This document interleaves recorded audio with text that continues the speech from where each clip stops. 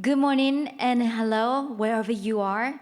Thank you very much for joining us today for the Innovation for Cool Earth Forum 9th annual meeting, hosted by the Ministry of Economy, Trade and Industry and the New Energy and Industrial Technology Development Organization. For the first time in 3 years, despite the continuing influence of the COVID-19, this forum is being held in a hybrid format, both in person and online. Now, we would like to start the opening session. My name is Rebecca, and I'll serve as our MC for this session. Nishimura Yasutoshi, the Minister of Economy, Trade and Industry, Japan. 皆様おはようございます。 Good morning, good afternoon, and good evening, ladies and gentlemen. I am Yasutoshi Nishimura, Minister of Economy, Trade and Industry. It's my great pleasure to host today the 9th ICEF as part of the Tokyo GX Week and to invite some of the participants to the venue for the first time in 3 years. I would like to welcome everyone who is participating in person and online and thank the steering committee members for their very hard work.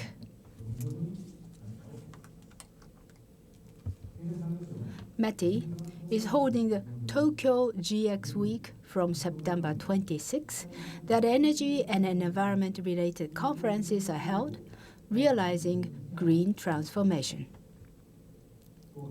Responding to climate change is an urgent issue that the whole world must tackle together, and it is important that we will achieve carbon neutrality around the world as soon as possible. On the other hand, the economic and geographical circumstances of each country vary, and it is essential to accelerate the energy transition while promoting the creation of innovation and social implementation so as not to leave anyone behind. The ICEF is a knowledge platform for global leaders in industry, academia, and government to discuss how to promote innovation as the key to solving global problems. We are in the midst of various crises such as climate change, the spread of infectious diseases, and international conflicts. As energy prices rise and energy security becomes an issue, innovation is the key to solving the problems we face. Based on this recognition of the current situation, this year's ICEF will focus on a variety of issues, not only on the supply and demand side of energy, but also on actions that will accelerate the creation of innovation to achieve carbon neutrality, such as technology for removing carbon dioxide and utilizing key minerals. This year, we will again have speakers from around the world from a diverse range of backgrounds and generations, including governments, international organizations, industry, and academia. In particular, many young people who will be of working age in 2050 when carbon neutrality will be achieved have joined the panel, and we hope that they will actively participate in the discussion from the standpoint of those who will be responsible for society in the future. Although there are various difficulties in the world, I hope that the discussion will be held to make a strong progress toward achieving carbon neutrality and that the result of this discussion will be widely disseminated. So next, Mr. Akimoto Masatoshi, the Parliamentary Vice Minister for Foreign Affairs, Japan.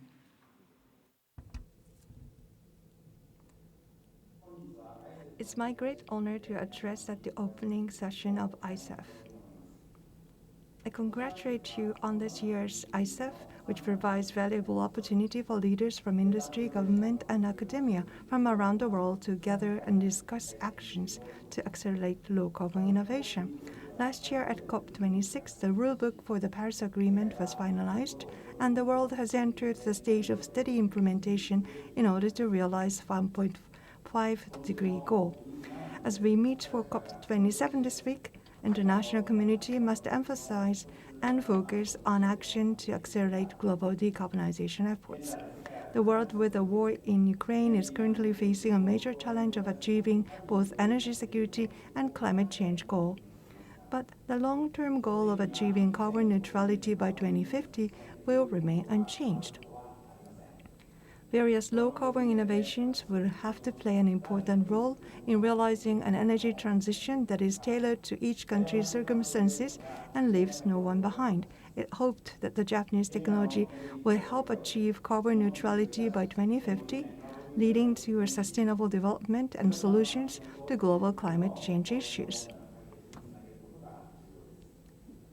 Japan will continue to make efforts for global development in cooperation with all of you, utilizing various channels with other countries. Thank you for your attention. Next, Mr. Yamamoto Sakon, Parliamentary Vice Minister of Education, Culture, Sports, Science, and Technology Japan, has given us a video message. I'm Sakon Yamamoto, Parliamentary Vice Minister of Education, Culture, Sports, Science, and Technology. On behalf of MEXT, co-sponsor of this event, let me congratulate the organizers of ICEF2022, where leaders from industry, academia, and government will discuss climate change issues. As you all know, global warming, fueled by excessive CO2 emissions, has been rapidly growing in severity in recent years, to become one of the major challenges for the international community. Achieving carbon neutrality requires industries, academia, and government around the world to join to innovate through R&D.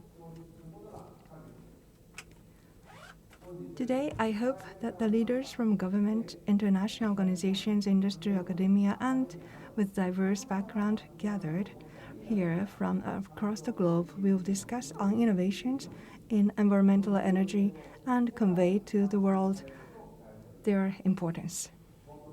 MEXT is taking initiatives to promote science and technology and education for achieving Japan's goal of carbon neutrality by 2050. More specifically, we established the University Coalition for Carbon Neutrality with nearly 200 universities and research institutions. Through this coalition, we are supporting initiatives for the making of zero-carbon campus and zero-carbon communities, and for promoting talent development and international cooperation.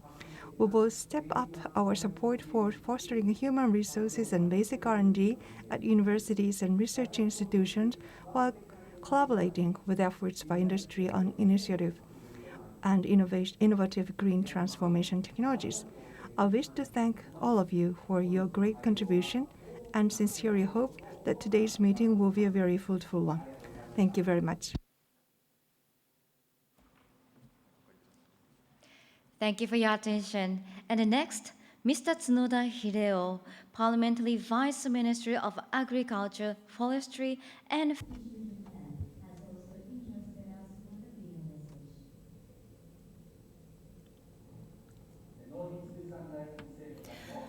My name is Tsunoda.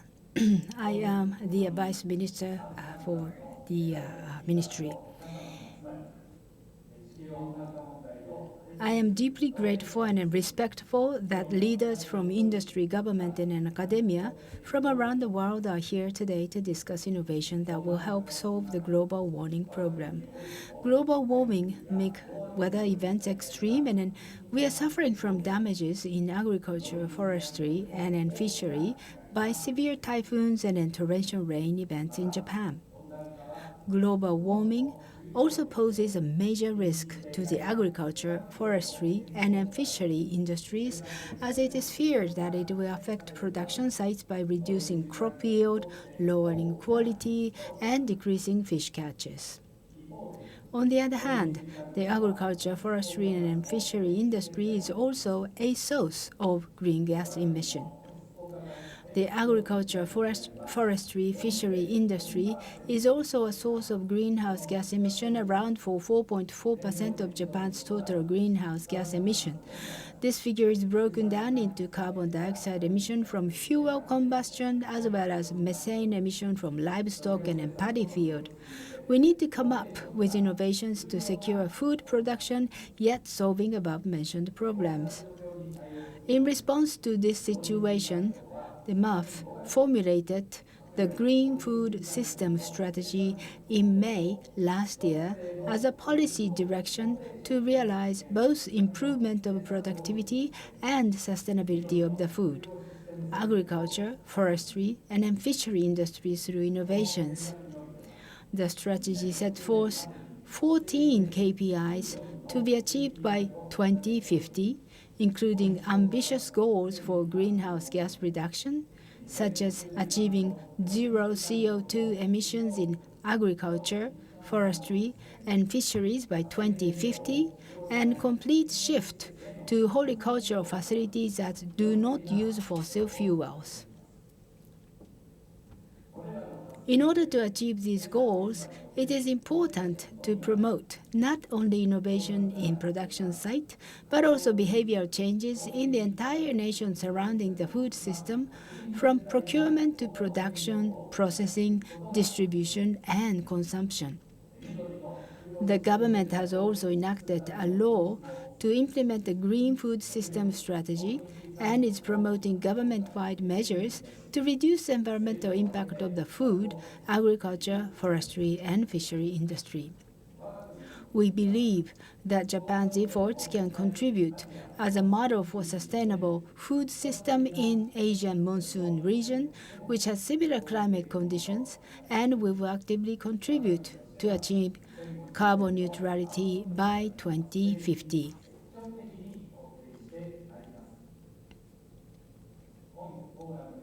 I have high expectation for the outcome of this forum. Thank you very much. And next, Mr. Kunisada Isato, Parliamentary Vice Minister of the Environment, has also interested us with his video message.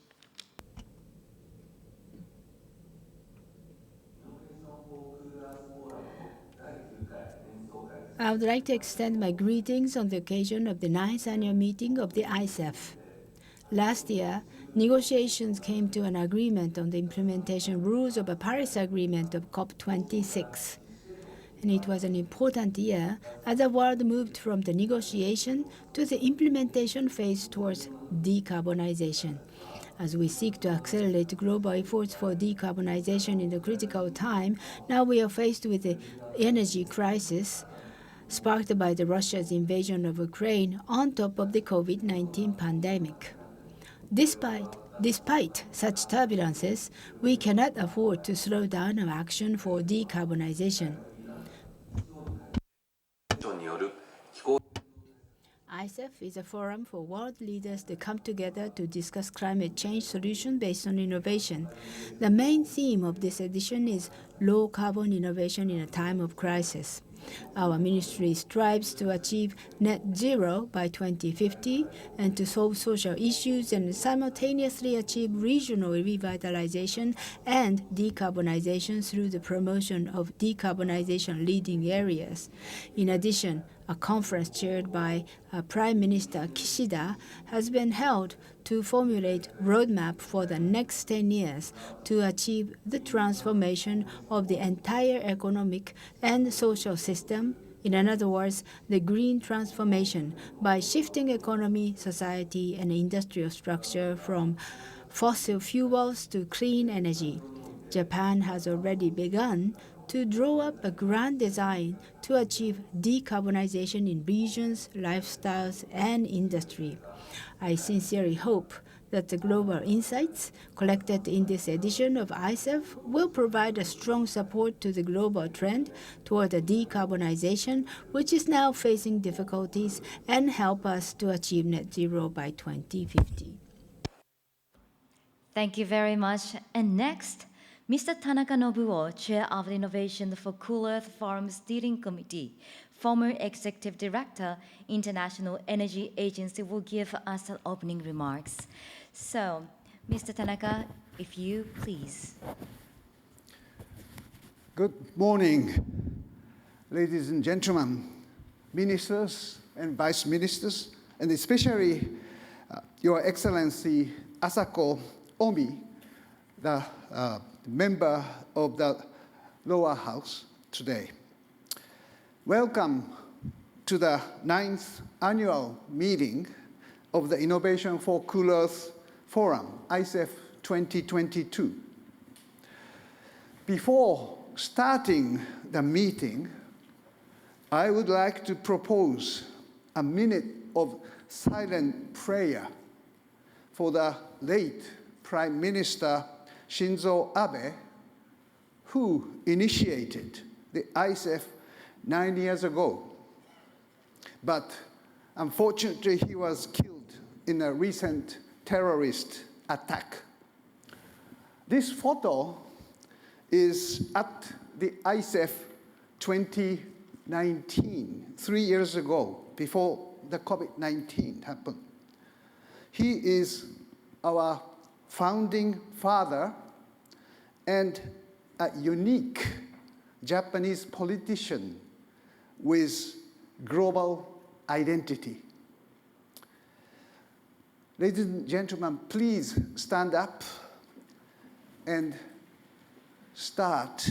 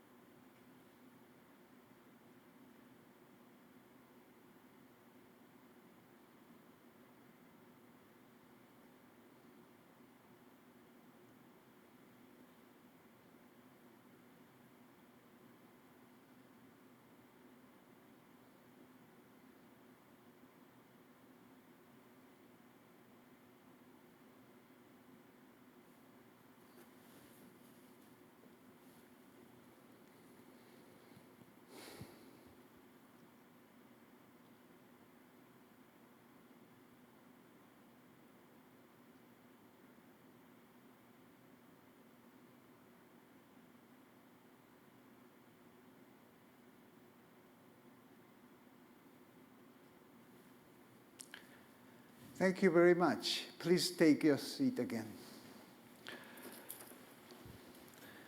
Thank you really for joining me observing a minute of silence for the late Prime Minister Shinzo Abe. This year's theme of the ICEF is low carbon innovation in a time of crisis. Daniel Yagin, a famous energy historian, said in the annual LNG Consumer Producers Dialogue last week in Tokyo that with the Russian invasion of Ukraine, an age of global open and free energy market was gone. And we are in the age of competition by great powers. Fatih Birol, the IEA's executive director, said that we are in the middle of the first global energy crisis. In the 70s, it was the oil crisis which created the IEA in 1974, and now we have the oil crisis, a natural gas crisis, a coal crisis, and an electricity crisis in a very, very complicated manner. Oil prices are skyrocketing, and energy security is a priority for many governments, if not all. But the IEA surprised all of us last year by triggering the first IEA shock to oil and gas producers, saying that all the oil and gas groups must stop new exploration projects this year if net zero by 2050 should happen. Net zero by 2050 tells us if the world should achieve carbon neutral by 2050, the peak demand of oil could have happened already in 2019. And for natural gas, it would happen by the middle of 2020s. I suspect that President Putin of Russia may have decided to invade Ukraine before the peak demand of oil and gas would happen as indicated by the net zero by 2050. Resulting energy war between Russia and Europe pushes many European nations away from Russian gas to more renewables and nuclear energy. A coming climate shock would be much, much more profound, complicated, and disastrous than the global energy shock if we are not prepared well. Nobody can stop this happening. There will be winners and losers. Europe can be a winner if their Repower EU strategy works. The US global megatech firms are leaders to decarbonize by 2030 with their whole supply chains. Russia seems least prepared for this climate shock. Western sanctions on technology, self-withdrawal of investment, expanding military expenditures, and increasing brain drain may hurt its ability to adapt. In fact, I declared these statements at the St. Petersburg International Economic Forum, SPIEF, of this year. What will make a difference in this crisis is the capacity to innovate. Not only innovation in technologies, but also in the government policies, as well as public attitude toward the crisis. Ladies and gentlemen, we will discuss the innovation of whole areas at the time of crisis, today and tomorrow. Please join us and enjoy the discussion. Thank you very much. Thank you very much, Mr. Tanaka. So now we would like to move on to the Keynote 1. This is a previously recorded dialogue between Dr. Fatih Birol, Executive Director of the International Energy Agency, and Mr. Tanaka Nobuo, Chair of the ICEF Steering Committee.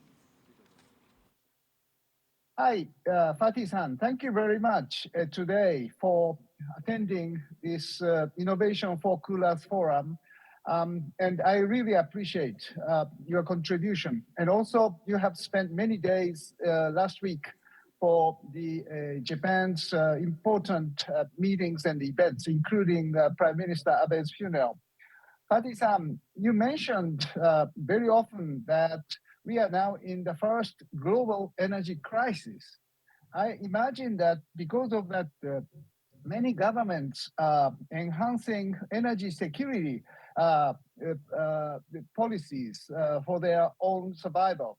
How do you assess what are they doing for this in the energy crisis? Thank you very much, Mr. Tanaka, for inviting me once again to ICEF. You are right. Last week I was in Tokyo. I had important meetings, including the Prime Minister Kishida, the ministers, government officials. Of course, it was again a great pleasure to see you and to discuss with you different issues on energy and climate change. So, Mr. Tanaka, as I mentioned in Tokyo, I believe we are in the middle of world's first truly energy crisis. We had energy crisis before, oil crisis in the 70s, but this is completely different because it covers oil, gas, coal, electricity, and it covers the entire world. As a result of that, many governments are putting policies in place to respond to the energy crisis. and they are pushing different energy policies to have a secure and at the same time a clean energy future. When I was in Japan, as I mentioned, I appreciate the Japanese efforts here. The green transformation of Japan, as I mentioned to Prime Minister Kishida, is a very good step in the right direction at the right time, including putting emphasis on the nuclear energy, among others. Yeah, thank you very much. I think in some times that because of this crisis, some country may have to use, for example, coal instead of very high-priced natural gas. So there are some concern that maybe this crisis may slow down the movement toward decarbonization. Do you agree with this, or do you think still acceleration may happen to the decarbonization, or deceleration is really happening? What is your assessment of the current situation for the innovation policy or technology innovation for the carbon neutral? Yeah. This is an excellent point again, Mr. Tanaka. You are right. We are seeing, for example, even in Europe, coal consumption will increase. Let's take Germany, for example, a country which has a very green agenda. Climate change is one of the main objectives of the government, but we are going to see this year Germany, because of the current energy crisis, will use a significant amount of coal. But I believe these are not going to be lasting more than 1 or 2 years. And what I also see at the same time, many governments, major economies today are putting real money, cash, on the table to innovate, to accelerate the clean and secure energy technologies. Let me give you a couple of examples. For example, the largest economy of the world, United States, they have this Inflation Reduction Act. It's a huge law which puts on the table $400 billion, which will trigger several times more private investments for supporting clean energy technologies. It is ranging from the offshore wind to hydrogen wind to advanced nuclear technologies, from that to efficiency policies, electric cars, and others. So we will see a big growth there. In Europe, we have a Repower EU, a similar package, again pushing the innovation button, and we are going to see, again, clean energy technologies will increase substantially. And in Japan, I mentioned the green transformation of Japan. This is also an excellent program. Hydrogen, nuclear, and the others will be part of it. China, India pushing as well. So why it is happening? Why this is such a strong move? Because some countries want to do it for energy security. Some countries do it for climate commitments, but many countries are doing also as a part of the industrial policy. They want to see their technology, they have the latest technology there. But these three things coming together, energy security element, climate commitments, and industrial policy, it's a very powerful combination, these three things coming together. And I believe, like we have seen in the response to the oil price increases in 1970s, this time the response coming from many governments around the world may well be a turning point in the history of energy to accelerate the clean energy technology and innovation. Thank you very much. This is very important point. Industrial policy was considered a kind of bad intervention to the free market.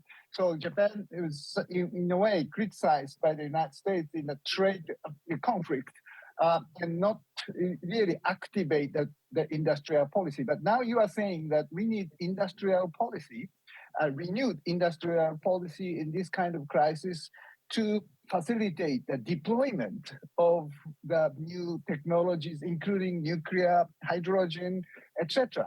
And certainly this is more than innovation. I think, if you agree or not, do you think we need the innovation of the policy itself?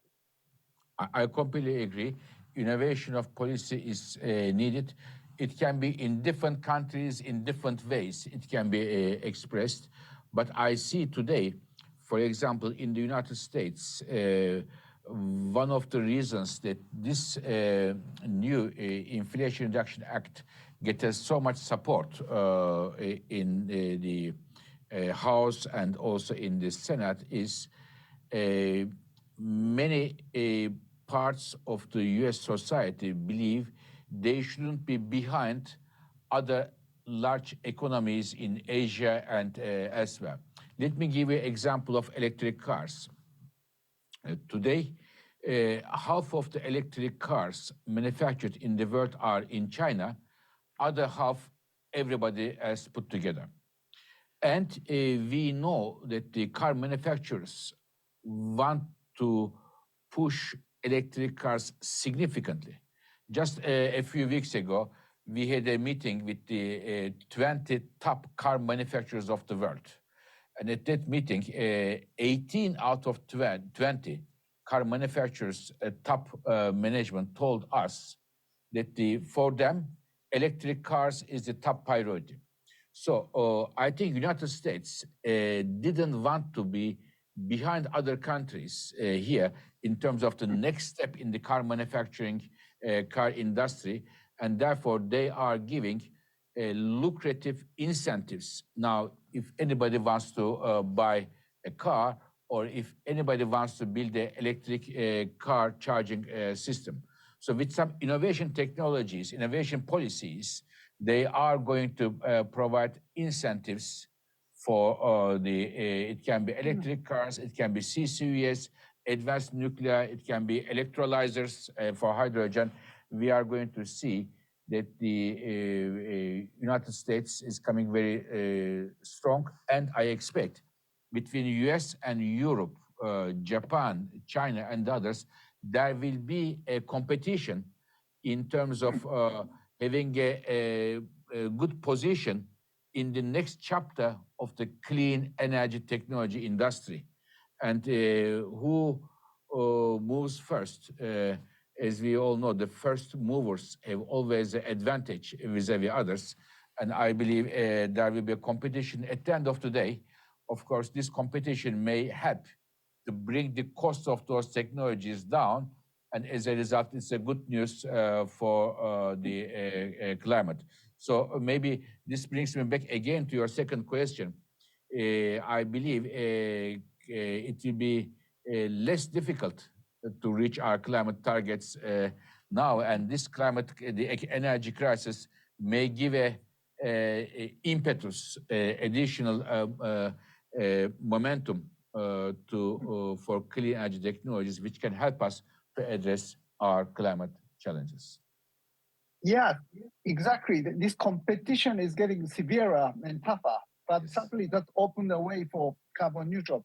And I remember that in your ministerial last year, this year, you discussed about the kind of critical mineral could be the important part of the energy security because of the electricity needs or for the batteries.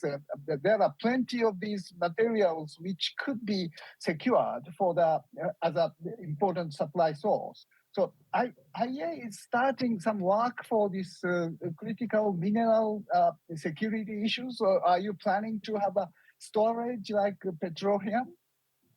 So it's a very good question, Mr. Tanaka. So what we have done is that we have recently made a report about the critical minerals today and tomorrow.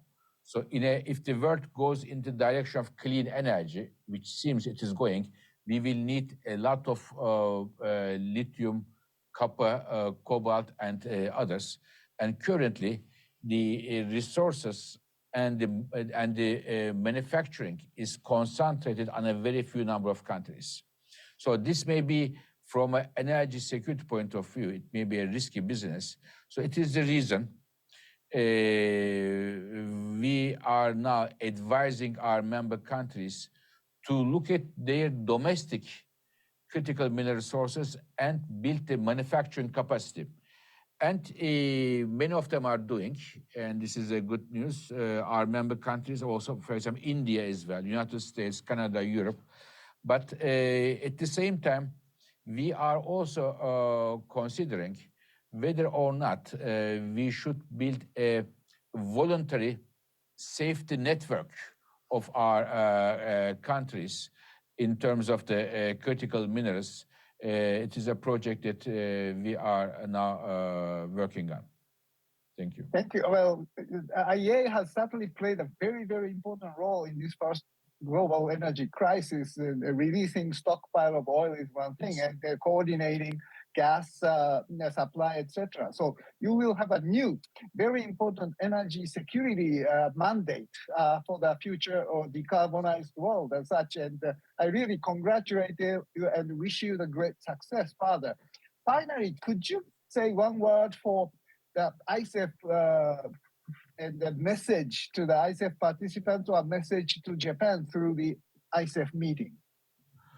So Japan, the green transformation initiative is an excellent one, and I really hope this initiative is carried forward, which could, on one hand, improve the Japanese energy security, help also to reach the Japanese climate commitments, but at the same time, prepare Japanese industry for the future if this happens, and this would also make the Japanese economy much more stronger and resilient. And ICEF is an excellent forum where we all come together, and I am thankful to you that you invite me some of the meetings, where we see which technologies need additional innovation push, where do we have to put our efforts more compared to others. As such, it is a very useful forum which guides the policy makers around the world. Thank you. Thank you very much, Fatih-san, your contribution to the ICEF, and I wish you the great luck for the further work in the energy security in the decarbonized world. Thank you. Thank you very much, Fatih Birol-san. Thank you very much, Mr. Tanaka. It's a great pleasure once again. Thank you.